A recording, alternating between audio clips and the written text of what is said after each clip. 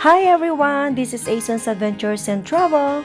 Now, I'm going to show you the oldest church in Edmonton, Alberta, Canada. The buildings on top are the downtown of Edmonton, guys. And the church is nearby the place. So let's go, guys! The name of the church is St. Joachim's, the oldest Roman Catholic church in Edmonton. St. Joachim's, located in central Edmonton, is one of two francophone parishes in the city and in recent years has become a home for immigrants from Africa. Francophone means people who speak French. Architect Francis X. Degendorfer based this building on medieval ecclesiastical design. There are many Gothic details including the steeply pitched gable roof, the heavy appearance of the structure, and the use of tracery and Gothic-style arch windows. Built of brick, the exterior walls contain decorative buttresses. Stone is used for details and to create contrast, especially on the great front entry tower, which is topped off with a spire. There are two front side pinnacles representing the strong French-Canadian ties. St. Joachim's Mission was established at Fort Edmonton in 1854. The church was relocated many times before finding a home in the heart of the Francophone Catholic community in Edmonton, today's Oliver neighborhood. Francophone means people who speak French. Originally built in 1899, St. Joachim's is the oldest Roman Catholic parish in Edmonton. A steeple was added in 1901 and the vestry was completed in 1912. As one of the earliest and most impressive Roman Catholic churches in Alberta, St. Joachim's has served as a model for several subsequent places of worship. In the 1850s, the members of the Missionary Oblates of Mary Immaculate established St. Joachim's Mission at Fort Edmonton and began serving the post-Catholic community in a modest house chapel. Over the succeeding decades, the parish congregation relocated twice.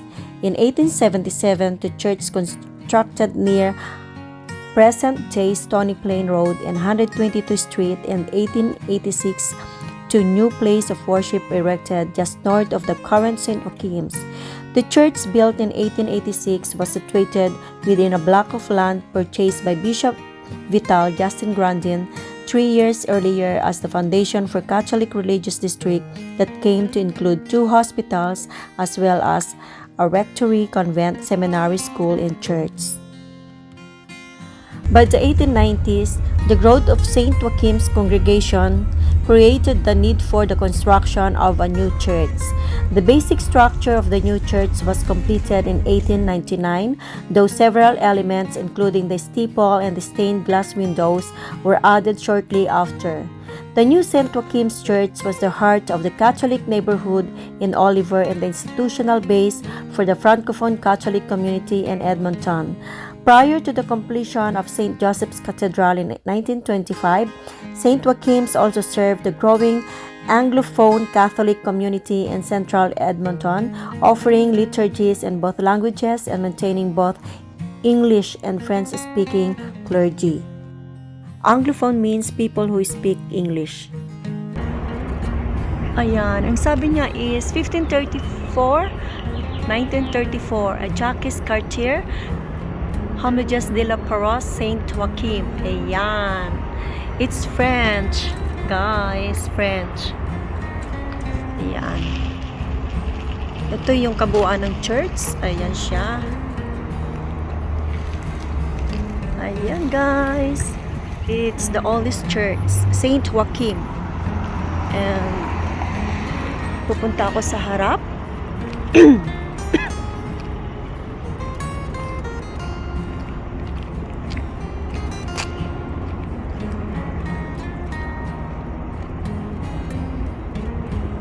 Made up of bricks yung construction ng building ng church.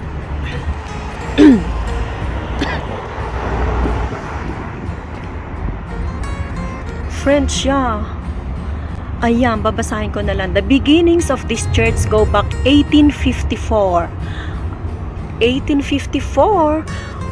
Grabe, no? When Father A. Lacombe, OMI, built a house chapel inside Fort Edmonton, in 1859, the Hudson's Bay Company constructed a chapel next to it.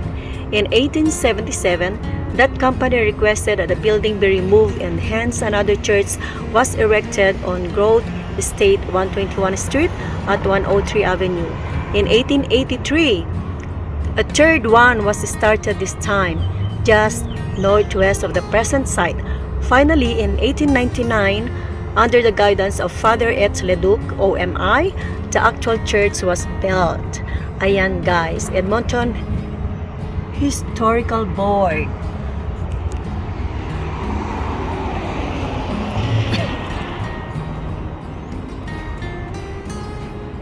Ayan siya guys. So, it's closed of course because of the pandemic.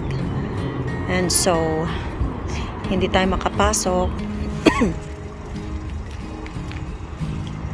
And there's a statue here.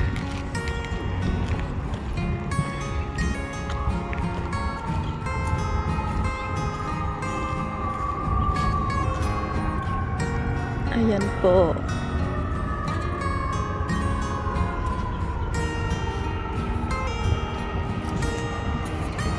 Saint Joachim, the oldest church in Edmonton. And there's Andre. So what can you say about the church? Well, it is the oldest church, but it's been rebuilt twice. So the first one was very small. It was only it was a mission, a chapel really. It was 20 feet by 30 feet. And they built a bigger one and it wasn't big enough, and then they finally built this one. I don't know exactly how old this one is. 1854.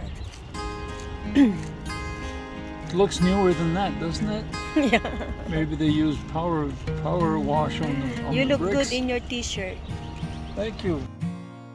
Ayan guys, nakita ninyo yung oldest Roman Catholic Church sa Edmonton. And now we're passing by the downtown.